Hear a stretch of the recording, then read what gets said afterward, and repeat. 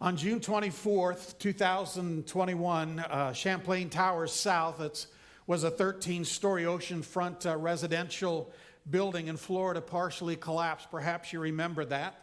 And as a result of that, 98 people lost their lives. The investigation of what caused that collapse is even going on today. And there are a number of different theories that are being purported, being suggested. 3 years prior to the collapse, it was noted that the swimming pool was leaking and seemed to be eroding some of the foundation. As they continued their research, they realized that a lot of the metal rebar had been rusting in the plaza on that slab.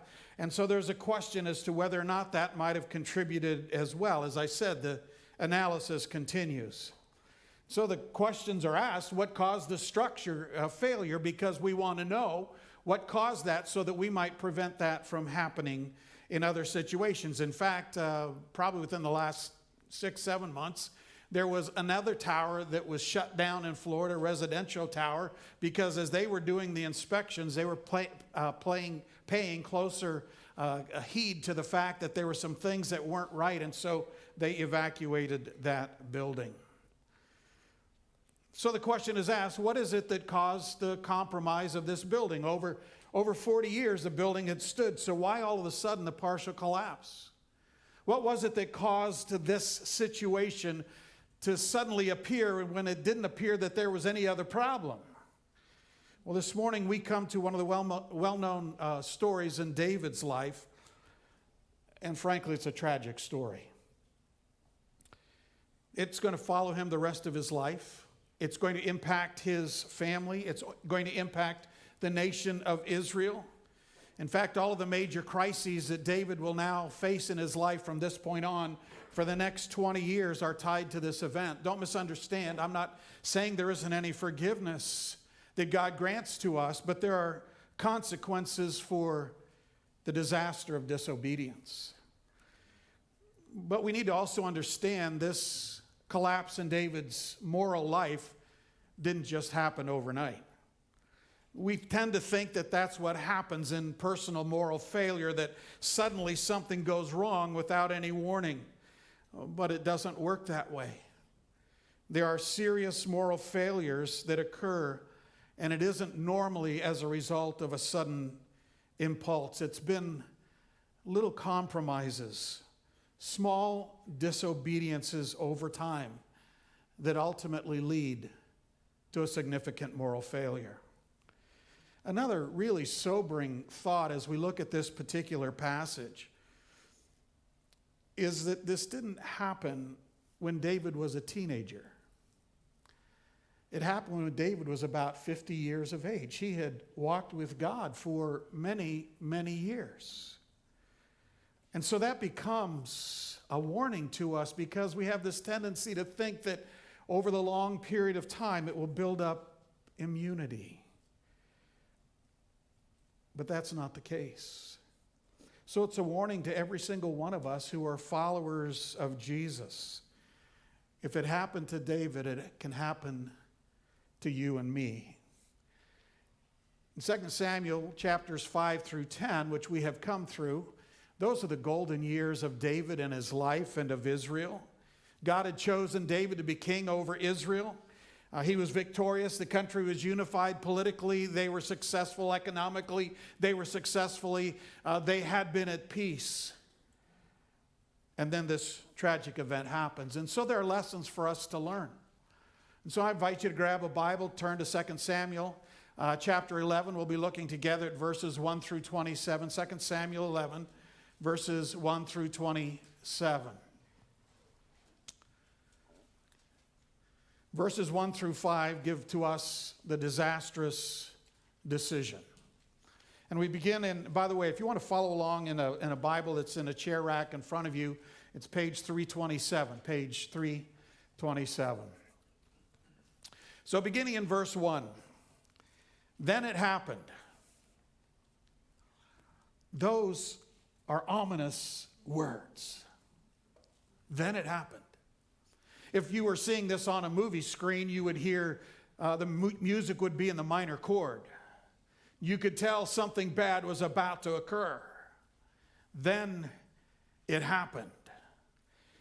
Then it happened in the spring at the time when the kings go out to battle that David sent Joab and his servants with him and all Israel, and that they destroyed the sons of Ammon and besieged Rabbah.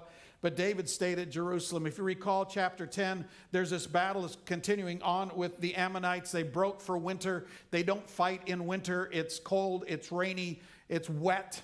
All of those things are taking place. And so here it's spring is when the kings go out to battle. You know, this is time to go out and have warfare. And so we read that it's in this time when the kings go out to battle that David stayed in Jerusalem.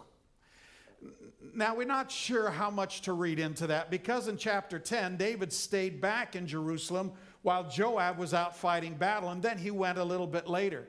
But the text seems to put some emphasis on that, right? The kings go out to battle, and David stayed in Jerusalem. So it seems to give this implication that David should have gone. He should have been there with the troops. He should have been involved in battle. That it's an idle time, and those are dangerous times. Someone has said that idleness is the devil's workshop, and idleness is not the same as rest. We need rest at different times in our life. And so we read that this idleness is set in, that David should have gone perhaps, but he stayed. He stayed. And then in verse 2, we read this, and now when evening came, David arose from his bed, walked on the roof of the king's house, and from the roof he saw a woman bathing, and the woman was very beautiful in appearance. David, and it's gotten cool. They take naps and so on. If you're in the Middle East, you remember that. You know, they've got siestas because it gets hot, humid, those kinds of things. And so David had perhaps been taking a nap, and he gets up in the cool of the evening. He's walking back and forth on a roof. Their roofs were flat, and there was often a chamber that was on top of that. So that's probably what David is doing here. And as he looks down, he sees this woman who's bathing. Again, you know, we don't want to read too much into the text. Some have suggested that it was Bathsheba's fault. We're going to find her name because she should have known that she could be seen. But the text doesn't imply that. In fact, all the way through here, God calls on David and holds David accountable to what's taking place. She may not have been aware of that fact, that she could be seen from the king's roof.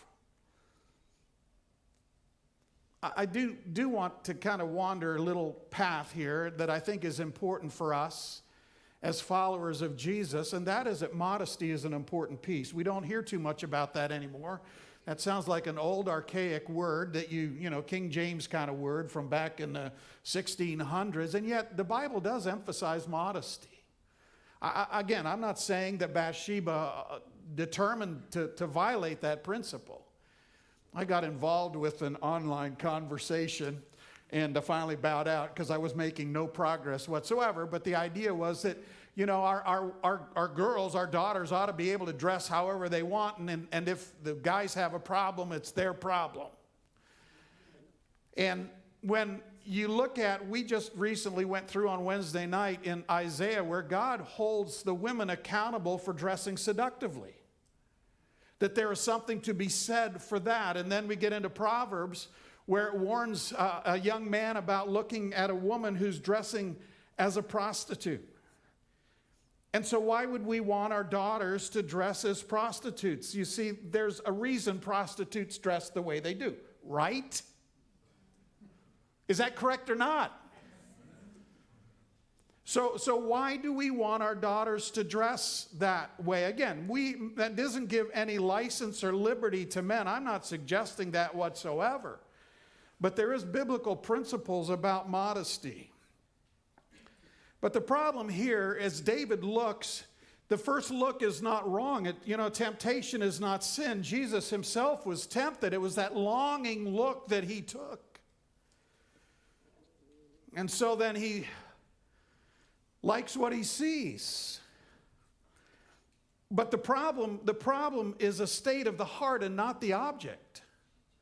It's what was inside of him that was the problem, not what he was seeing that created the tension. How many of you, honestly, you hear these stories about celebrities and athletes, right? Who are married to these gorgeous women, and you see them, and all of a sudden you hear about the adulterous relationships they're having, and you're thinking, why? The problem is in the heart. It's not in the object. You see, it's a heart problem. And so David, at this time in his life, in verse 3, he wants to find out more information. What God has called sin, don't go looking to say, well, just wonder what it would be like. And so in verse 3, and so David sent and inquired about the woman and said, this is the response. This is Bathsheba, the daughter of Eliam, the wife of Uriah the Hittite. Whoever brings the message back, I don't know if there are veiled red flags and warning signs in there. Eliam, that was one of David's trusted soldiers. This is his daughter. This is the granddaughter, though it isn't in this text, we'll find it later. This is the granddaughter of Ahithophel, who was a close counselor of David. And in case you missed it, David, that's Uriah's wife. She's already married. She's off limits. There are red flags. But David goes blasting right through those red flags. And so then we read in verse 4, and David sent messengers and took her. And when she came to him, he lay with her. And when she had purified herself from uncleanness, she returns back home.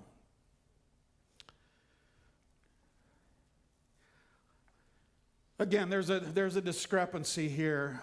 Was it consensual or was it non-consensual? And frankly, I lean more to the non-consensual side. Bathsheba may have had no idea what David wanted, although probably seems a little strange that he's asking for her. But her husband is out in battle, and so she went, and I don't think she knew what was going to be taking place. I realize it does take, as they say, two to tango, but I don't know that it was consensual from her side. Because again, God holds David accountable for this situation. And there's the verbs that are used and the words that are used are very short and cryptic. He sees. Verse 2, he sends. Verse 3, he takes. Verse 4, he lays. Verse 4. And then we read in verse 5, and the woman conceived, and she sent and told David and said, I'm pregnant. Oh, there's panic. There's panic. You see, her husband, as I mentioned, is one of the godly soldiers of David, one of the mighty men of David, and he's out fighting a battle. And the wife is pregnant. Now, I don't think you keep that a secret within the palace. You see, there were messengers that were sent, or at least a messenger that was sent to get her. The palace people would have seen, at least a few of them, that this woman Bathsheba was in their presence. And then it gets known that something has happened. Now, David's trying to keep the lid on this thing as much as possible. He's got two options now. One is confession, or the other is cover up. Either we take it at this point and say, I need to confess before God what I've done and to Uriah, or I'm going to attempt to cover it up. And unfortunately, he takes number 2, which, frankly, if we're honest, most of us would probably choose that as well. And so he comes up with some schemes. It's a little stronger word than plans. And the first scheme he has, we find in verse 6 down through verse 13. So David sends for Uriah, verse 6. He tells Joab. By the way, Joab is a very conniving man. He is the general of the army. He is very street smart. Joab can probably figure out what's going on here. Joab is really only concerned about Joab. If you remember some of the story that we have already read about Joab in 1 Samuel and in 2 Samuel, the one that Joab is concerned about is Joab. So David sends to Joab his general, and he says, I want you to send Uriah home because here's the plan. If I can get Uriah home, he'll go home and sleep with his wife, and then they'll have this child. They'll think the child belongs to them.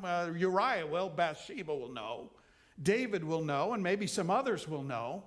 But if we can keep the lid on this thing, there's no DNA testing. So they'll never know. And so he calls for Uriah to come back. Uriah comes back from the front. David in verse 8 says to Uriah, he asks Uriah about what's going on in battle. That's just merely a diversion. And so in verse 8 he says, David says to Uriah, go down to your house, wash your feet. That means get yourself comfortable. And Uriah went from the king's house and from the presence of the king. The king sent him some presents. It's like, take these presents to your wife. You go make yourself comfortable. Have a great night. Hopefully, he probably had some candles and some aromatic stuff. We're going to make this a night of romance, and it's all there. It's a gift. David's setting this thing up. But Uriah doesn't play the game. Verse 9. Uriah slept at the door of the king's house with all the servants of his Lord and did not go down to his house. And it's told David, verse 10, Uriah didn't go down to his house. And David said to Uriah, have you not come from a journey? Why didn't you go down to your house? What's wrong with you? You've been out on the battlefield. You have a beautiful wife. Here are gifts I gave you. Plan a romantic night, and you don't go down and sleep with your wife. Why didn't you go? Verse 11, and Uriah said to David, the ark and Israel and Judah are staying in temporary shelters, and my lord Joab and the servants of the Lord are camping in the open field. Shall I then go to my house to eat and drink and lie with my wife? But by your life and the life of your soul, I'm not going to do this thing. There's a man who has integrity. In fact, he starts off with, this is the ark of the Lord. Uriah was a Hittite. He was a proselyte. He came into the Jewish nation. He was brought in, but apparently he honors the one true God of Israel. He is a follower of that God. God's ark, the representation of God's presence, is out on a battlefield. It's not right for me to be in my house. Not only that, my soldiers, the one that I'm with, they're out on the battlefield. I don't deserve this peace. I'm a man of integrity. I'm not going to do this thing. So we find out that Uriah is this man of integrity and duty and character. So David says, I've got a second piece to this scheme number one, and you find it in verse 12. David said to Uriah, stay here today, also and tomorrow. Then I'm going to let you go back. In 2 days you get to go back. So he calls for Uriah. Verse 13, David called and he ate and drank before him. He made him drunk, and in that evening he went out to lie on his bed with his Lord's servants, but he did not go down to his house. The idea, David think, if I can just get him drunk, he won't know what he's doing and he'll go back home. Someone has pointed out tragically that Uriah had more character and integrity drunk than David did being sober.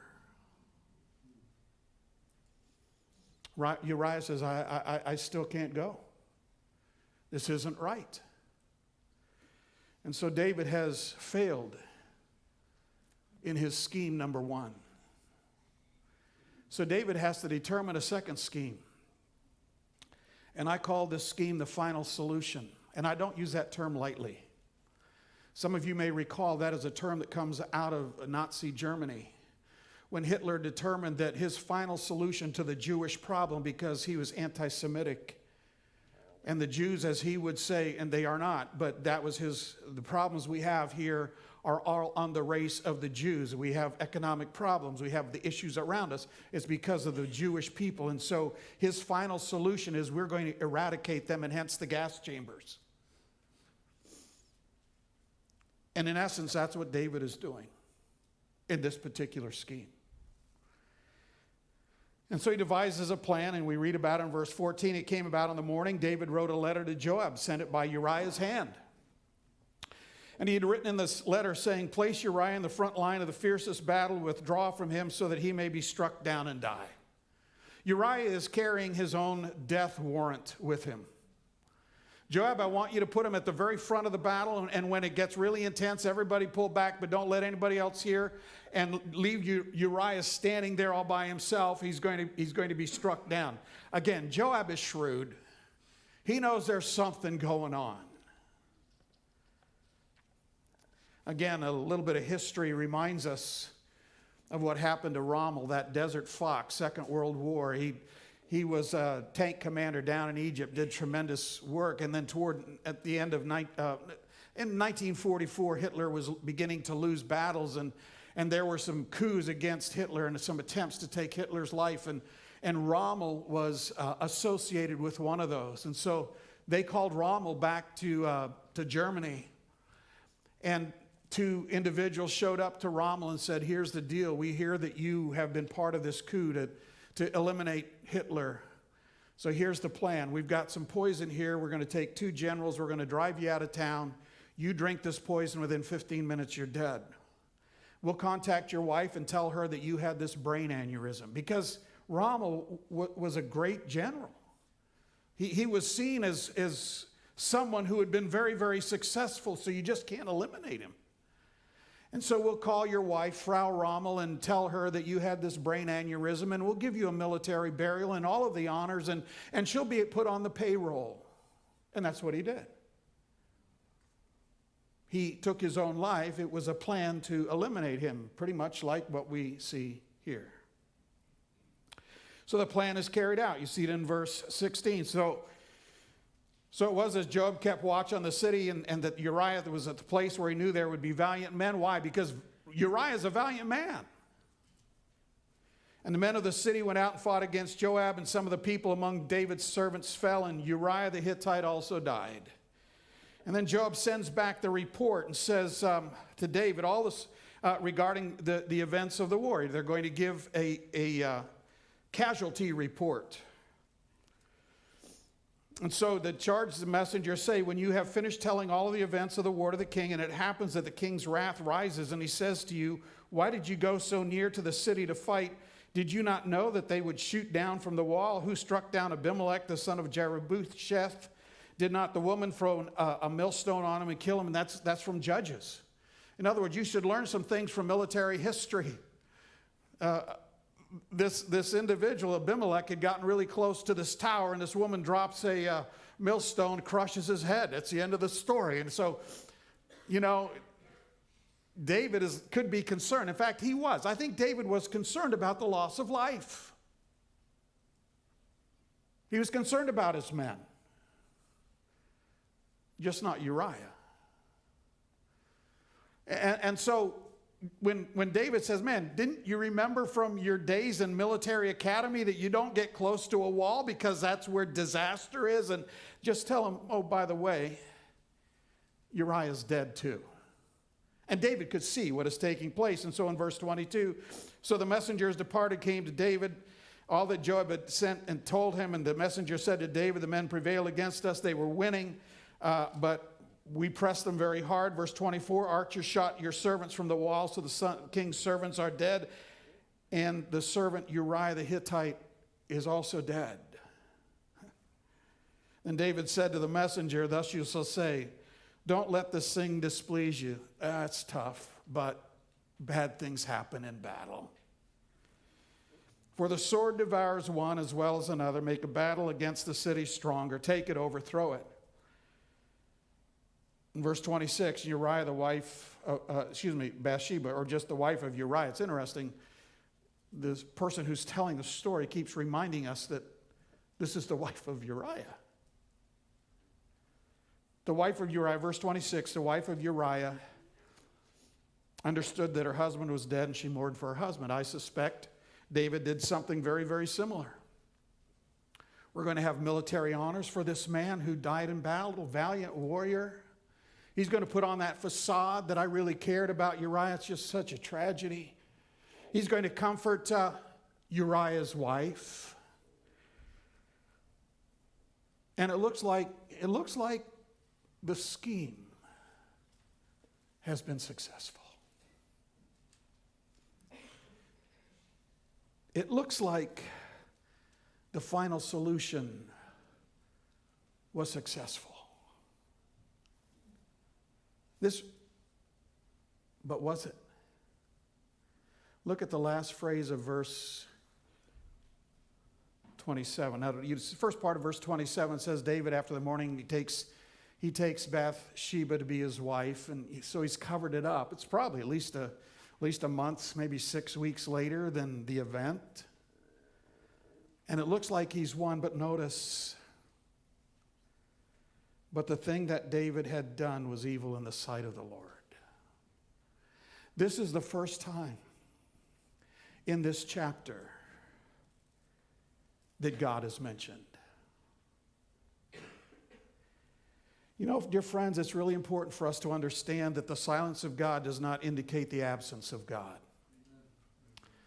Just because we don't hear God, and that can be on the good times and the bad times. You might be going through some really difficult times that are no reason that you've caused, and you might think that God is silent, but that doesn't mean that God is absent. But neither does it mean that when we're walking through life and we are making choices that are against God's principles and precepts, and God doesn't rein us in, that somehow God is absent. No, his silence does not indicate the absence of God. This really is the punchline to the whole story. The evil that David did, God saw. There are some lessons, I think, that are important for all of us to learn in this story. And I think, first of all, before we even get into those lessons, it's important for us to understand that the principles and precepts that God gives us in the Bible are not to be given to us in order to make our lives difficult. God doesn't do it in order to say, man, you're having some fun down there. I don't want you to have any fun, so cut it out. I'm going to give you a bunch of rules like 10 commandments so that you can't have any fun. That's not what God is doing. God is giving to us principles and precepts so that we might flourish in our life. They're the guardrails that God gives to us from going off the cliff. Because, dear friends, if we listen to the world around us, they just kind of come and go, and we're not really sure where the guardrails are if they aren't even there. And so there are some lessons for us to learn. And first of all, it demonstrates that no follower of Jesus is beyond catastrophic fall. There is not one of us in this room who's a follower of Jesus can make the statement, that'll never happen to me. In 1 Corinthians chapter 10, verse 12, it says this, take heed, pay attention, lest you fall. Pay attention, lest you fall. Adrian Rogers, who is able to take a phrase and really twist it in a really good way, is now with Jesus. But you know, we look at well-known Christians, people who are known in the Christian world. They have ministries, they are pastors, they are whatever, and all of a sudden we read about a moral failure. We read about a tragedy. We read about the fact that they were living a double life, something similar to what's going on with David.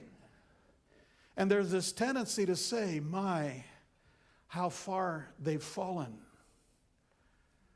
And Adrian Rogers would say, no, we don't know how low they were living. You see, we can put on a facade. I can play the game. You can play the game. But what's down in the heart? And that's the problem with David. It was a heart issue.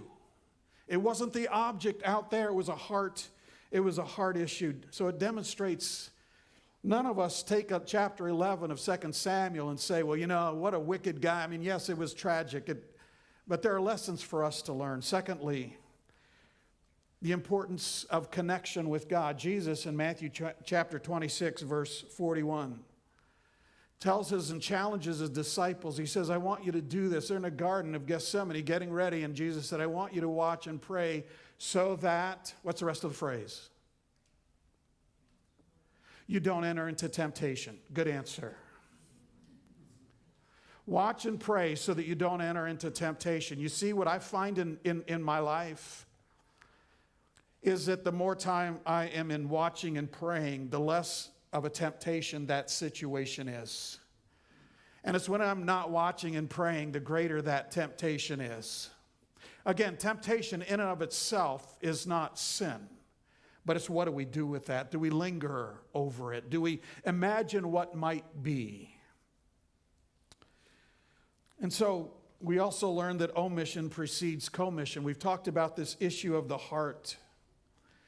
And we watch and we see, I spend less time with God. I spend less time with God's people on a Sunday morning. I don't come and worship. And when those things are hidden in the heart, it becomes easier and easier to stay away, because otherwise God's word is convicting, and songs that we sing are convicting, and walking with other individuals are convicting.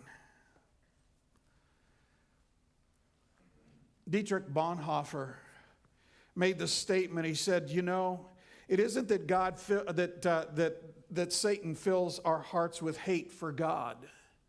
He just makes us forgetful of God. And that's so true.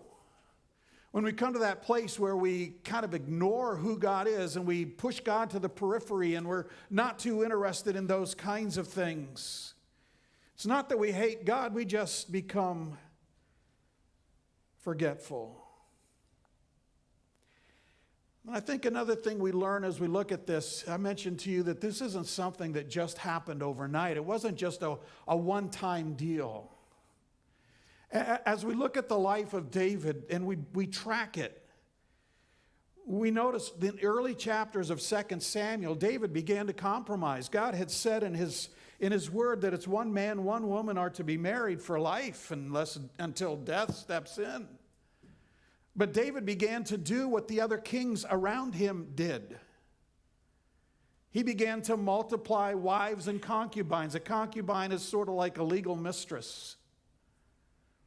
And so he had 8 wives at least and 10 mistresses, concubines, 18 women at his disposal.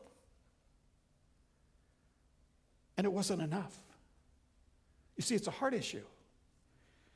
It's a heart issue. There's this tendency to think, especially with sexual sin, that it's sort of like an appetite. If I feed it, it'll go away. No, it's like a fire. The more you feed it, the deeper it burns. I remember having a conversation. It's a privilege of mine to sit down with couples who are thinking about marriage, and we talk about marriage and some of those kinds of things. And this one young man, he really had a heart for the things of the Lord, wanted his marriage to represent Christ. And I was just having a conversation with him and challenging him, that after, you got to watch yourself, and especially these days of when you've committed yourself, they're challenging days. To compromise in areas that you ought not to compromise when you're engaged, those kinds of things. But once you're married, don't let down your guard. And he looked at me kind of weird. We thought that, once I get married, I'm not going to have any other problem. I said, remember David. Remember David. It's a hard issue. Let me kind of get a little bit more specific, especially to the young men.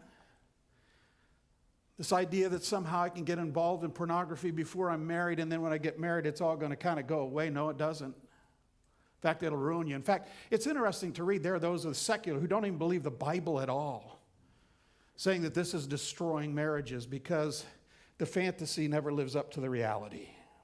Or let me back that around. The reality never lives up to the fantasy. And so we need to watch. We need to set a guard because it's a heart issue. And so I challenge those of you who are contemplating marriage, walk purely before God. Those of you who are married, keep that spark alive. And I know it gets hard when you're raising kids. And you're running all over the place. And then, maybe even afterwards it gets even a little more difficult. I mean, it doesn't get easy. We need to keep that romantic spark alive so that we aren't looking for something out there.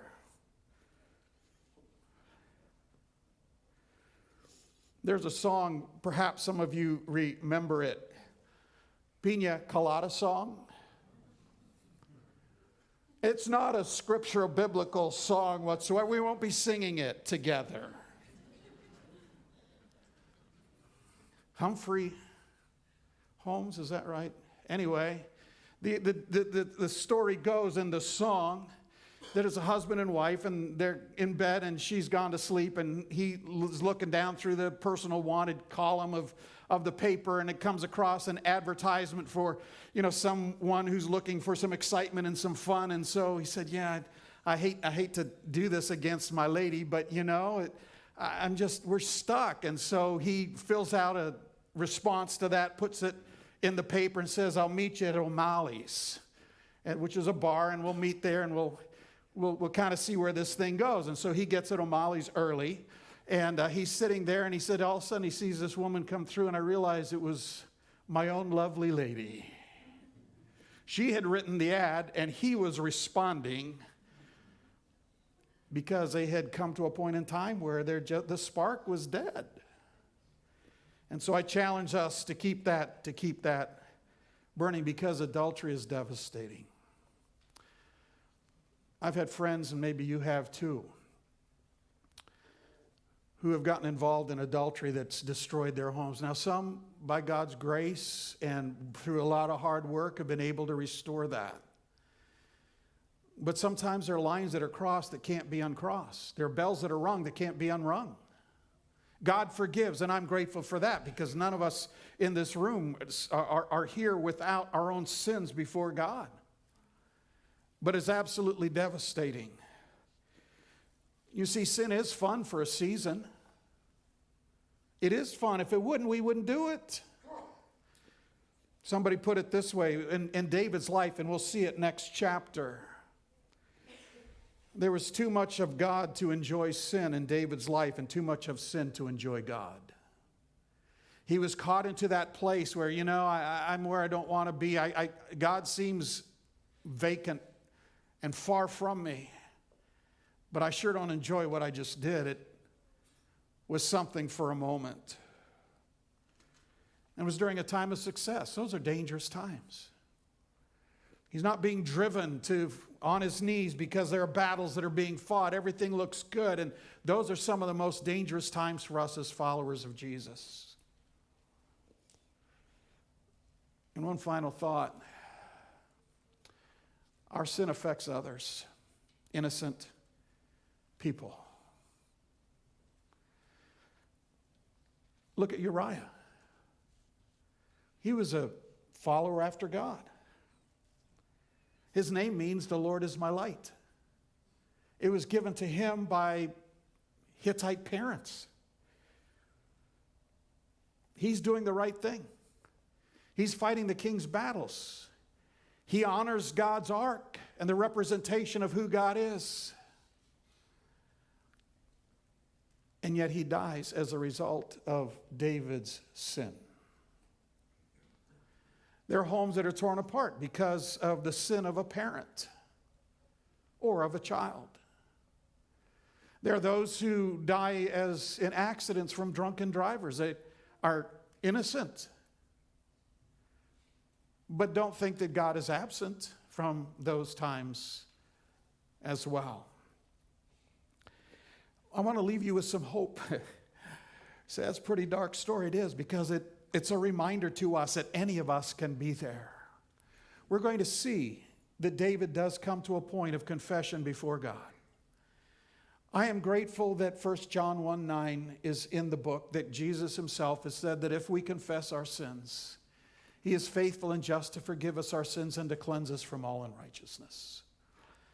None of us here are perfect. None of us, that doesn't become an excuse. We start, first of all, acknowledging that we are sinners in need of a Savior, that we want to have a restoration of what was lost back in the garden. That's why God created you, is to have a relationship with you. Sin has been a barrier. And so Jesus came to pay for our sins and our failures, that whosoever believes in him will have eternal life, will have sins forgiven, and will be cleansed from our sin. But it also raises a question, and it causes me to think in terms of what are the little areas in my life that I'm compromising. How about you? Are there areas maybe you're not? Or we're thinking, that won't happen to me. I'm smarter. Yeah. And so are there areas that I need to focus on? I need a close walk with Jesus. Proverbs 4:23. Guard your heart with all diligence, for out of it flows the springs of life. Guard your heart with all diligence, because out of it flows the springs. Every aspect of my life and your life flows out of what's in the heart. Let's see if we can say that together. Guard your heart. Come on. Guard your heart with all diligence, for out of it flows the springs of life. Let's do it again. Guard your heart with all diligence, for out of it flows the springs of life. Proverbs 4:23. Well done, you just memorized a verse. We're going to close this morning and sing a song called Come Thou Fount. A little bit of the story behind it was written by Robert Robinson. He was a pastor back in the 1700s. And it speaks of the fact that he wants to walk with God, that I want to guard my heart, and I want to be a follower of God. The story is told that he was on a stagecoach as he was riding, and there was a woman who got on the stagecoach with him, and she started going back through some hymns in her mind, actually out loud, and came to this song, Come Thou Fount. And she is kind of singing it, and she looks over and sees that Robert Robinson is very, very agitated by that song. And so she asks him, what's taking place? And he said, I'm the one who wrote that song. And in it is that phrase, prone to wander. Lord, I feel it, prone to leave the God I love.